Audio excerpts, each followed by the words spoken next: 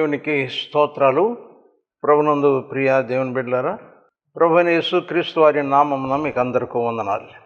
పరిశుద్ధ గ్రంథంలో నుండి అపోస్తుల కార్యములు గ్రంథము 3వ అధ్యాయము 26వ వచనంలో రాయబడినటువంటి వాక్యం. దేవుడు తన సేవకుని పుట్టించి మీలో ప్రతివానిని వాని దుష్టత్వం నుండి మళ్లించుట వలన మిమ్మల్ని ఆశీర్వదించుటకు ఆయనను మొదట మీ యొద్దకు పంపెనని చెప్పాను. దేవునికి స్తోత్రాలు. ప్రభు తన వాక్యం మన కొరకు ఆశీర్వదించును గాక. ఆమేన్. మనం ప్రార్థన చేసుకుందాం. ప్రేమగల తండ్రి, పరిశుద్ధుడైన దేవ, మీకు వందనాలు, కృతజ్ఞతలు, స్తుతి స్తోత్రాలు ప్రభువా. ఈ సమయంలో నీ పరిశుద్ధ వాక్యము ధ్యానిస్తూ ఉంటుండగా మీ ఆత్మ ద్వారా నన్నును మమ్మలను నడిపించండి దేవా. మీరు సహాయం చేయండి. మీ కృపాహస్తములకు అప్పగించుకొనుచు యేసు నామమున ప్రార్థించి వేడుకొనుచున్నాము తండ్రి. ఆమేన్. దేవుడు తన సేవకుని పుట్టించి మీలో ప్రతివానిని వాని దుష్టత్వం నుండి మళ్లించటం వలన మిమ్మల్ని ఆశీర్వదించుటకు ఆయనను మొదట మీ యొద్దకు పంపెనని చెప్పాను. దేవుడు తన యొక్క రక్షణ కార్యమును ఆయన 2 అంశములుగా ఈ యొక్క వచనములో తెలియజేస్తున్నాడు. మొదటిది ఏమిటి అనంటే దుష్టత్వం నుండి మళ్లించుట, రెండవది ఆశీర్వదించుట. మరి మన జీవితంలో దుష్టత్వం నుండి మళ్లింపబడగానే ఏమవుతూ ఉంటుంది అనంటే గొప్ప భారము తొలగిపోయినట్టుగా ఉంటుంది. అందుచేత ఆశీర్వచనము కొరకు ఈ దుష్టత్వం మళ్లింపబడిన తర్వాత, దుష్టత్వము తొలగింపబడిన తర్వాత దేవుడు మనలను ఆశీర్వదించుట అనేటటువంటి ఇంకొక కార్యము కలిగి ఉన్నాడు అనేటటువంటిది మనము ఈ వచనంలో చూస్తూ ఉంటాం. అయితే అపోస్తలుడైన పౌలు గలతీ సంఘానికి రాస్తూ మొదటి అధ్యాయంలో 6వ వచనంలో, క్రీస్తు కృపను బట్టి మిమ్మను పిలిచిన వాణ్ణి విడిచి భిన్నమైన సువార్త తట్టుకు మీరెంత త్వరగా తిరిగిపోవుట చూడగా నాకు ఆశ్చర్యమగుచున్నది. ఈ గలతీయులు మొట్టమొదటిగా దేవుని యొక్క కృపను బట్టి వారు పిలువబడ్డారు. దేవుని కృపకు వారు పాత్రులయ్యేటట్టుగా వారు నడిపింపబడ్డారు. కానీ ఏమైంది ఆ తర్వాత? ఈ కృపా సువార్తకు, దేవుని కృప ద్వారా లభించినటువంటి ఈ యొక్క సువార్తలో ఉన్నటువంటి దేవుని కృప వాళ్ళు సమృద్ధిగా పొందకుండగానే ఏమైందంటే వారి యొక్క జీవితంలో భిన్నమైనటువంటి సువార్త తట్టుకు వారు త్వరగా తిరిగిపోయారు. ఈ కృపా సువార్తలో దేవుడు తన కృప చేత మనకు ఏ విధమైనటువంటి బాధ, భారము, ఒక రకంగా చెప్పాలంటే బాధ్యత ఏమీ లేకుండా కేవలము మన పాపములను మనం ఒప్పుకున్నప్పుడు, పశ్చాత్తాపడినప్పుడు ఆయన తన ఉచిత కృప చేత మన పాపములన్నీ క్షమిస్తూ ఉన్నాడు. అది ఎంతో సులువుగా పాప పరిహారం పొందినట్టుగా అనిపిస్తూ ఉంటుంది. అయితే ఆ తర్వాత ఆశీర్వాదము పొందటము అనేటటువంటిది ఉన్నది.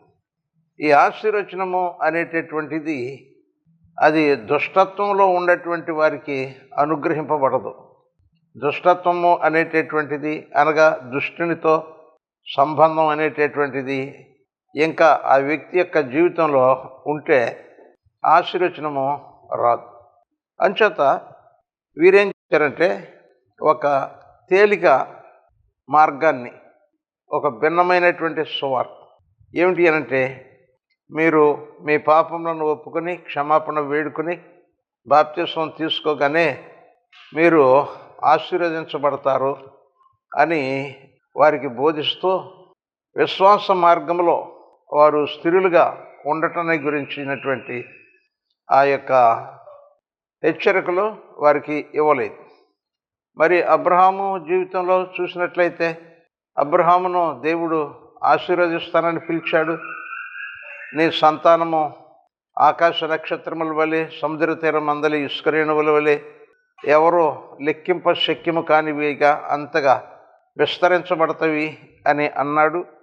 కానీ ఆ కార్యము మరి వెంటనే జరిగేటట్టుగా మరి దేవుడు అనుగ్రహించాల. ఈ యొక్క అబ్రహాము విషయంలో దేవుడు ఆయన్ని పరిశోధించాడు. ఆ పరిశోధించిన తర్వాత మరి ఆయన తనకు భయపడువాడు అనేటటువంటి ఆ యొక్క సాక్ష్యము అబ్రహాములో కనపడినప్పుడు అప్పుడు ఆయన్ను ఆశీర్వదించి మరొకసారి ఆశీర్వదించి తర్వాత ఆయన ఏం చెప్పాడంటే, నీ సంతానము మరి 400 సంవత్సరాలు ఐగుప్తులో మరి బాధలు అనుభవిస్తారు. ఆ తర్వాత నేను మరలా తిరిగి వారిని ఇక్కడికి తీసుకొని వస్తాను అని చెప్పి అబ్రహాముకు దేవుడు చేసినటువంటి వాగ్దానం. అబ్రహాము తర్వాత ఇస్సాకు తర్వాత యాకోబు పిల్లలైనటువంటి ఇశ్రాయేలీలు వారు 400 సంవత్సరాలు ఐగుప్తులో దాసత్వం చేసిన తర్వాత అప్పుడు దేవుడు వారిని తీసుకుని వచ్చి ఇదిగో ఆ యొక్క పాలు తేనెలు ప్రవహించేటటువంటి ఆ దేశంలోనికి వారిని తీసుకుని వచ్చాడు.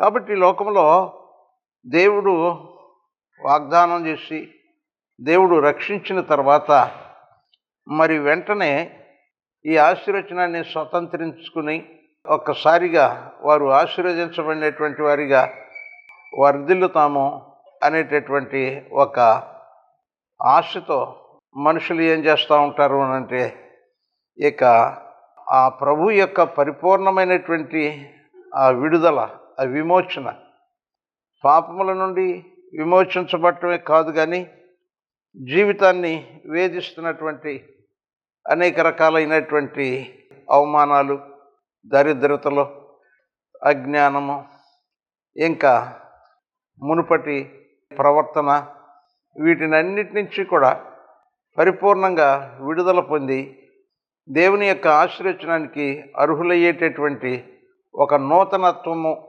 అనేటటువంటిది వారు పొందుకోవాలి అనేటటువంటి ఒక శ్రద్ధ. దానినే భక్తులు దైవజనుడు ఏమన్నాడంటే, అప్పుడే పుట్టినటువంటి పసిబిడ్డకు పాలు త్రాగించి అతడు ఎదుగుతున్న కొలది బలమైనటువంటి ఆహారం పెట్టి అతడు వయసులో ఒక దృఢత్వము శరీరంలో కలిగిన తర్వాత అప్పుడు అతని యొక్క స్వాస్థ్యం యొక్క బాధ్యతలో అప్పగించబడు.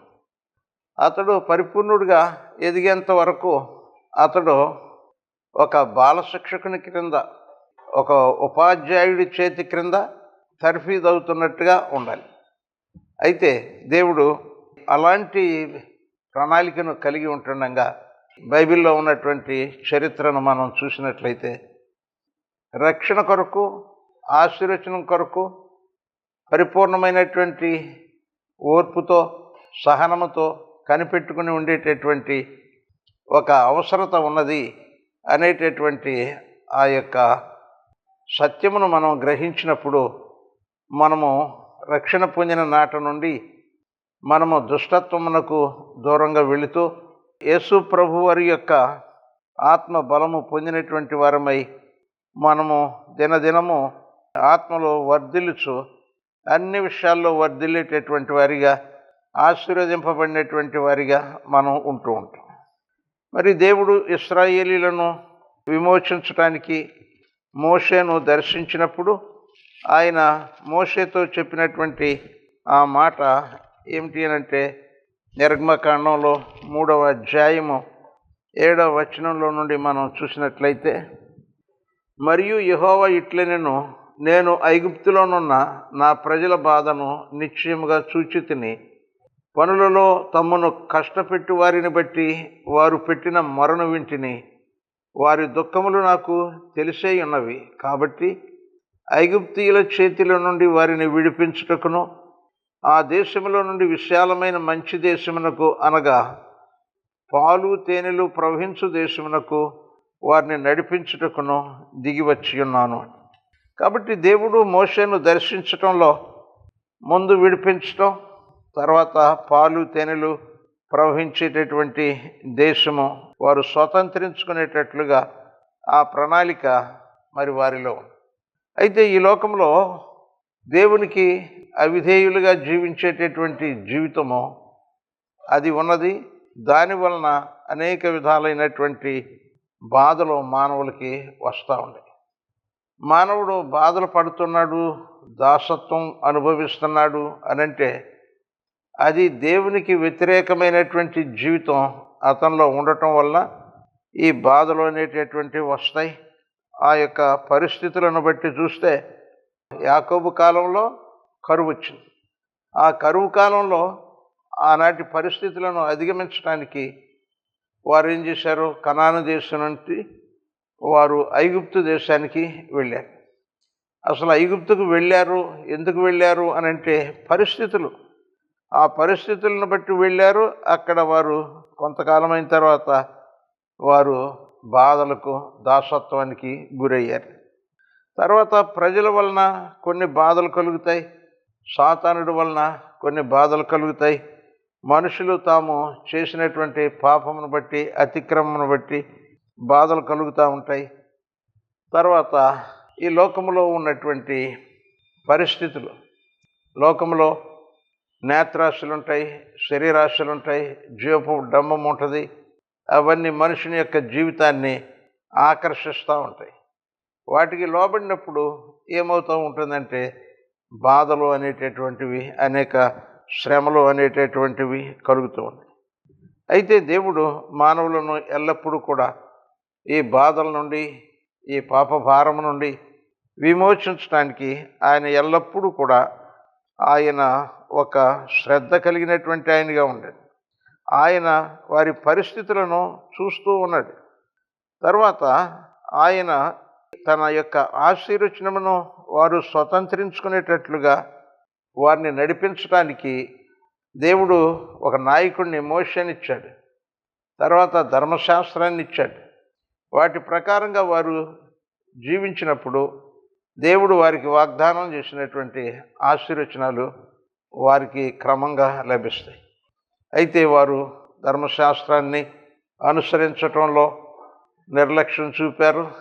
తర్వాత దేవుని యందు భయభక్తులు కలిగి ఆయన యొక్క సంకల్పం చొప్పున ఆయన ఆశీర్వచనాలు మనము పొందుదాం అని ఆయన యొక్క మాటల యందు విశ్వాసము ఉంచకుండా వారు తొందరపడినటువంటి వారై, నిబ్బరమును కోల్పోయినటువంటి వారై, మరల కొన్ని సందర్భాల్లో తిరిగి వారు ఐగుప్తు దేశానికి వెళ్ళటానికే వారు మొగ్గు చూపినట్టుగా, దానివలన దేవుని యొక్క కోపానికి అనేక సార్లు గురి అయినట్టుగా మనము ఆ యొక్క ఇశ్రాయేలీల ఆ యాత్రలో మనం చూస్తూ ఉంటాం. అయితే దేవుని యొక్క వాగ్దానము స్వతంత్రించుకోవాలి అనంటే దేవుని చిత్తానుసారమైనటువంటి కొన్ని ఇరుకు మార్గాల్లో మనం ఉండాలి. నాశనమునకు పోయేటటువంటి మార్గము అది విశాలంగా ఉంటుంది, జీవమునకు పోయేటటువంటి మార్గము అది ఇరుకుగా ఉంటుంది. కాబట్టి భక్తి యొక్క, విశ్వాస జీవితం యొక్క ఫలితం అనుభవించాలి అనంటే విశ్వాసులైనటువంటి వారు విశాల మార్గమును కోరుకోకూడదు. రోమపత్రికలో మనం చూస్తే 8వ అధ్యాయము 17వ వచనములో మనము పిల్లలమైతే వారసులము, అనగా దేవుని వారసులము, క్రీస్తుతో కూడా మహిమ పొందుటకు ఆయనతో శ్రమపడిన ఎడల క్రీస్తుతోడి వారసులము. కనుక మనము దేవుని పిల్లలం. మనం దేవుడు మనలను రక్షించుకున్నాడు, మరలా తిరిగి జన్మింపజేశాడు. ఆ కుమారుని యందు విశ్వాసం ఉంచడం ద్వారా, ఆయనను అంగీకరించడం ద్వారా మనము దేవుని కుమారులము, కుమార్తెలము అయ్యాం. అయితే ఆ తర్వాత మనకు దేవుని వారసత్వం, దేవుని మహిమైశ్వర్యములకు వారసత్వం, దేవుని ఆశీర్వచనానికి వారసత్వము మనకి లభించాలి అనంటే ఆయనతో శ్రమపడుట అనేటటువంటిది అది మనము కలిగి ఉండాలి.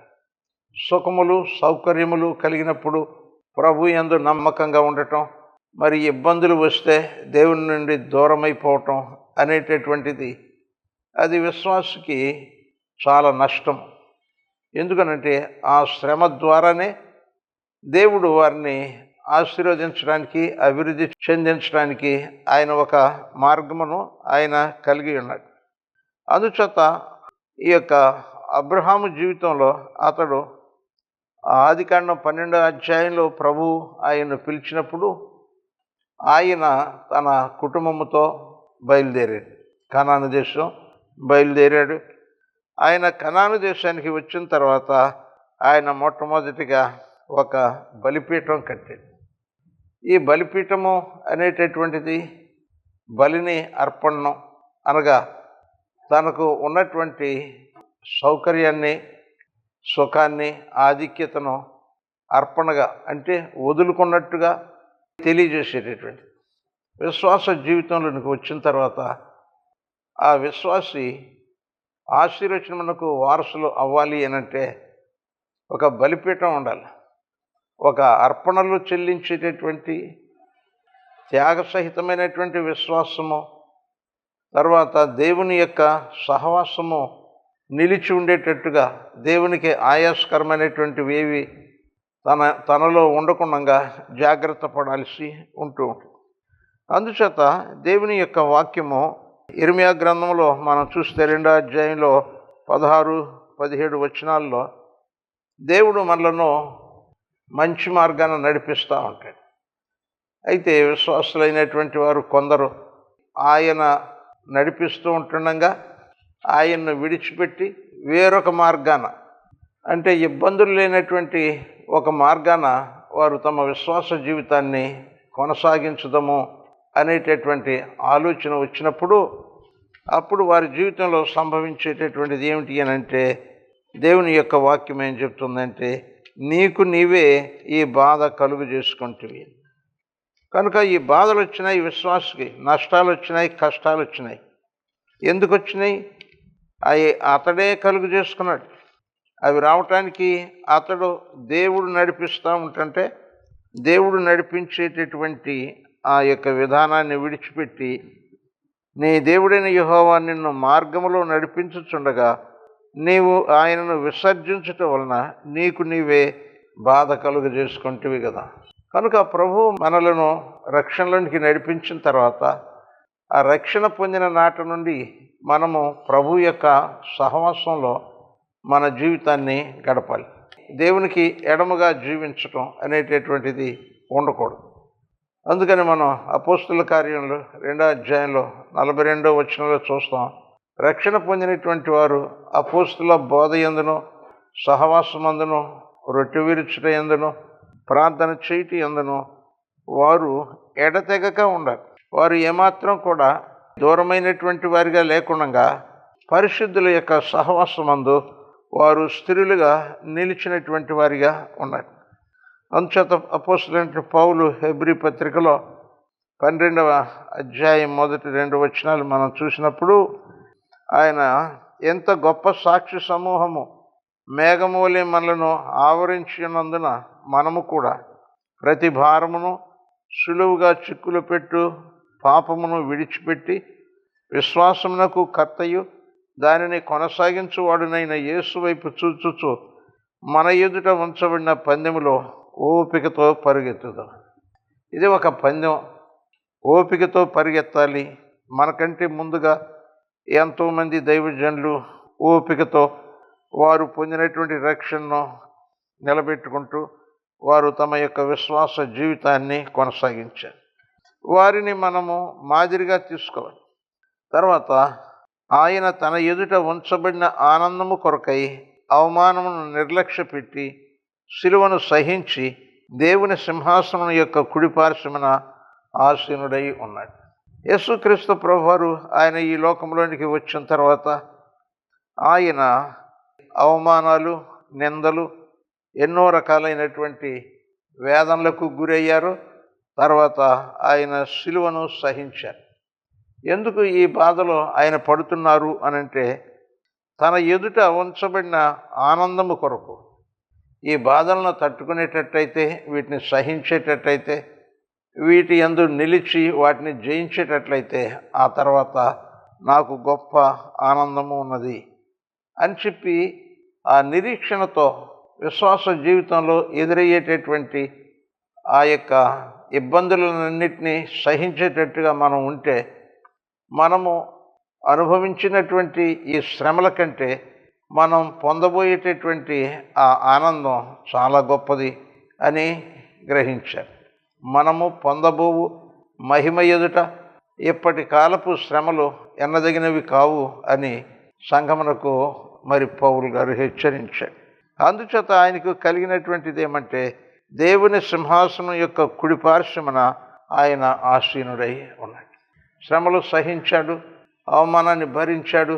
ఇక చివరికి ఆయనకు ఏమైంది? గొప్ప ఆనందము ఆయనకు లభించింది. యేసుక్రీస్తు ప్రభువారు మరి మత్తయి సువార్తలో 11వ అధ్యాయం 28వ వచనంలో చూస్తే, ప్రయాసపడి భారం మోసుకొనుచున్న సమస్త జనులారా నా యొద్దకు రండి, నేను మీకు విశ్రాంతిని కలుగజేయుదును అని పిలిచాడు. మరి 28వ వచనం వరకు ఉన్నటువంటి ఆ మాట చూస్తే ఆయన దగ్గరికి వెళ్తే చాలు మనకు విశ్రాంతి లభిస్తుంది అని అనుకుంటాం. ఆ 29వ వచనంలోకి వచ్చేటప్పటికి, నేను సాత్వికుడను దీన మనస్సు గలవాడును, మీ మీద నా కాడి ఎత్తుకొని నా యొద్ద నేర్చుకొనుడి, అప్పుడు మీకు మరి విశ్రాంతి దొరుకుద్ది అని చెప్పాడు. నా భారము తేలిక, నా కాడి సులువు అని చెప్పారు. కానీ మనం విశ్రాంతి మీదే మన యొక్క మనస్సు ఉంచుతాం, కానీ ఆ యొక్క కాడి మీద, ప్రభు ఇచ్చినటువంటి ఆ యొక్క క్రమశిక్షణ మీద, ఆ ఇరుకు మార్గం మీద మనము మనస్సు ఉంచకుండా విశ్రాంతి, ప్రశాంతత అంత అనుకూలంగా సుఖతరమైనటువంటి రీతిగా నా దినములు గడిచిపోవాలి అని ఆశపడుతూ ఉంటారు. అయితే దేవుని యొక్క సంకల్పం ఏమంటే, దేవుని బిడ్డలారా, ఆయన మన జీవితాలను పాలు తేనెలు ప్రవహించేటటువంటి దేశమునకు నడిపించడం ఆయన యొక్క ధ్యేయం.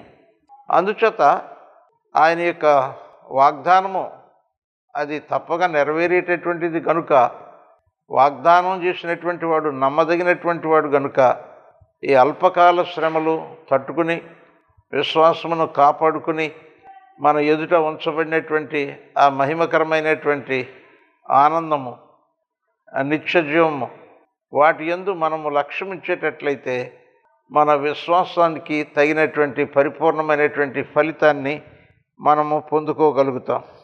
అందుకని ప్రభు ప్రకటన గ్రంథంలో ఆయన ఏం చెప్పాడంటే, నువ్వు మరణము వరకు నమ్మకంగా ఉండు, నేను నీకు జీవకిరీటం ఇస్తాను, నేను జయించి నా తండ్రి సింహాసనం మందు కూర్చుండినలాగున జయించినటువంటి ప్రతివానికి నా సింహాసనం మందు వారిని కూర్చుండనిస్తాను అని ఆయన వాగ్దానం చేశాడు. ఆ ప్రభు జయించాడు, ఆ సింహాసనం మీద ఆసీనులయ్యారు.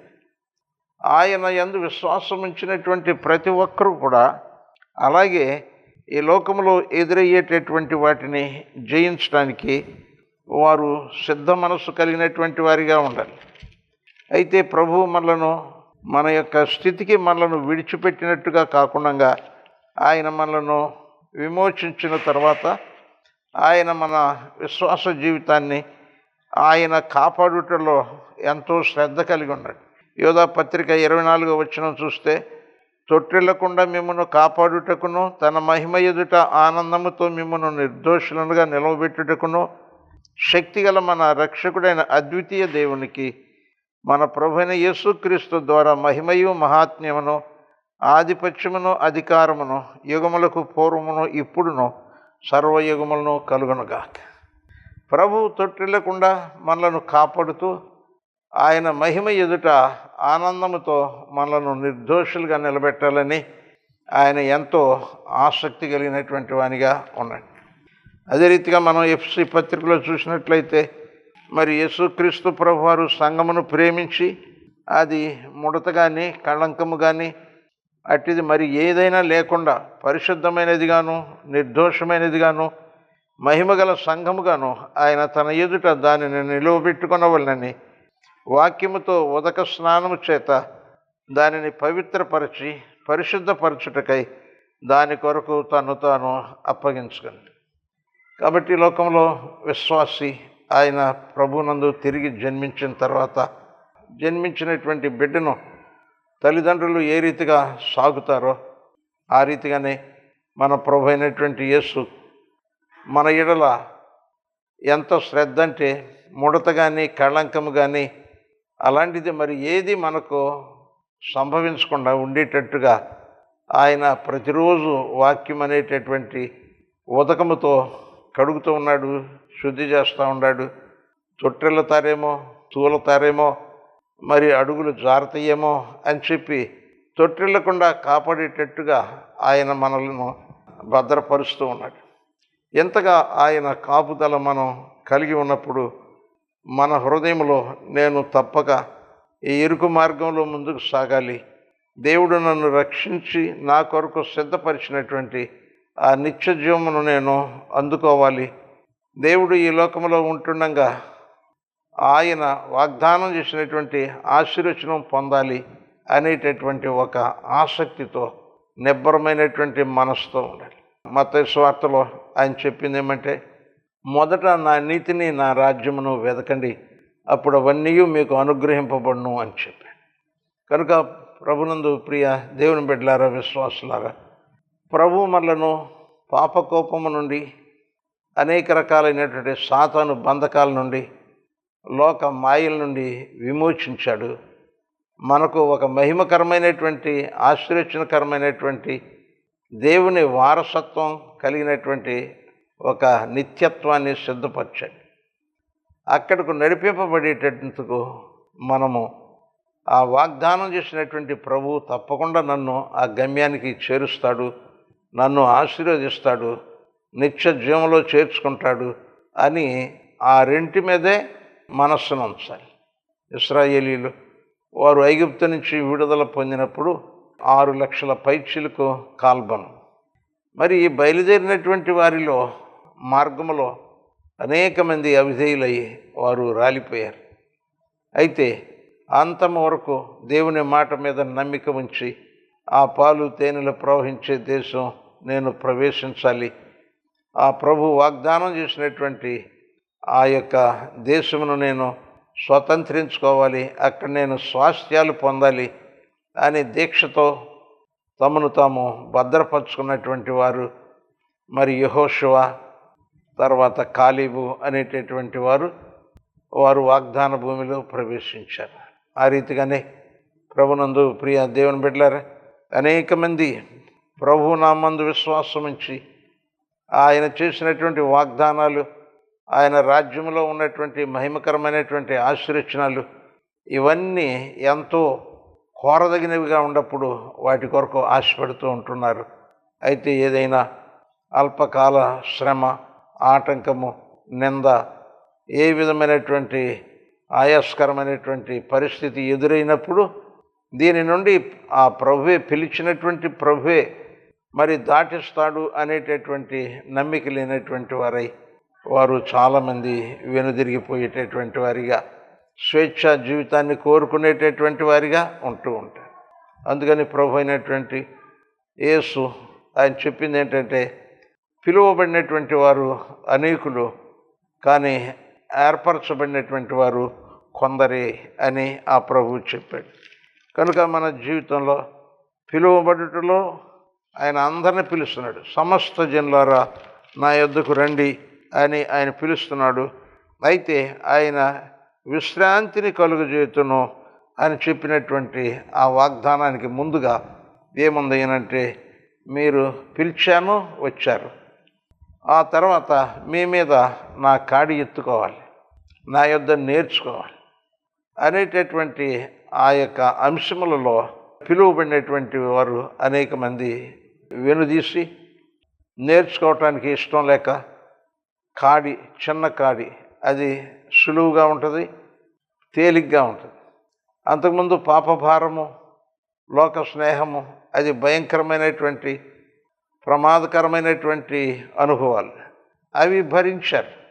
కానీ ప్రభువులోనికి వచ్చిన తర్వాత సులువుగా ఉండేటటువంటి, తేలిగ్గా ఉండేటటువంటి కొన్ని మరి విషయాలను వారు ఎంతో భారంగా వారు భరించేటటువంటి వారిగా ఉంటారు. ఉదాహరణకు ఒక అతనితో మరి విరోధం పెట్టుకున్నాడు. ఆ విరోధిని రోజు తిట్టడం, అతన్ని శపించటం అవి చేస్తూ ఉండండి. దానివల్ల అతనికి హృదయం ఆయాసంగా ఉంటుంది. ఆ పగ అది కంటిన్యూ అవుతూనే ఉంది.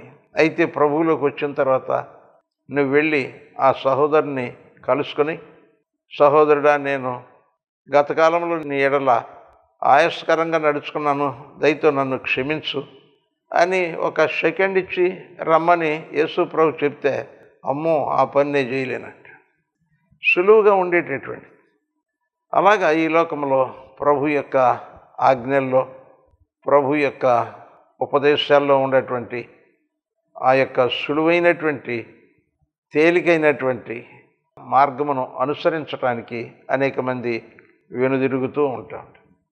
అయితే ప్రభు అంటున్నాడు, ఇదిగో నేను మాత్రము మిమ్మలను ఆ పాపముల నుండి విడిపించి మీ జీవితాన్ని పాలు తేనెలు ప్రవహించేటటువంటి ఆశీర్వచనకరమైనటువంటి జీవితంలోనికి, నిత్య జీవంలోనికి నడిపించడానికి నేను పరలోకం నుండి దిగి వచ్చాను అని ప్రభు చెప్తాను. మోషేకు ఆ యొక్క హోరేబు కొండ దగ్గర దేవుడు చెప్పాడు, పొదలో ఉండి మాట్లాడాడు. అలాగే యేసుక్రీస్తు ప్రభు వారు కూడా పరలోకం నుండి దిగి వచ్చాడు.